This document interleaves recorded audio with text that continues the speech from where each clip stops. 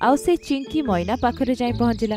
चिंकी मैना मोते भारी भोक लागिलानी, तम पाखरे किछि खाइबार अछि?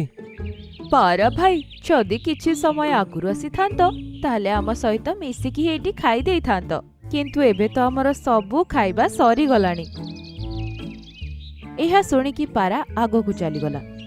एही भଳି से बहुत गुड़िए घर को गला, किंतु केही भी ताको एमिति नजर आसिलेनि जे जहाकू भविष्यतर चिंता अछि। एबे से थकी जाई नई पाखरे जाई बसी पड़िला, आउ गभीर चिंतार से बुड़ी गला। जंगल रे जेतेबेले वर्षा हबो आउ कि बाहरे जाई परिबेनी, सेतेबेले मानकर कोन हबो?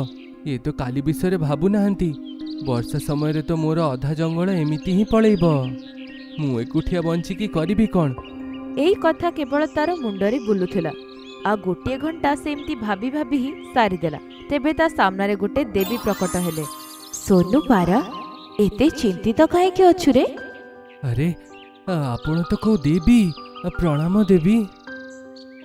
तोर दुख मनर कथा एते अधिक थिला जे सात तळ आकाश ଉପରେ बसिथिबा मु भी ताको सुनी निजको आसीबा पय अटकै पारलिनी। कह तो दुखर कारण कोन कह?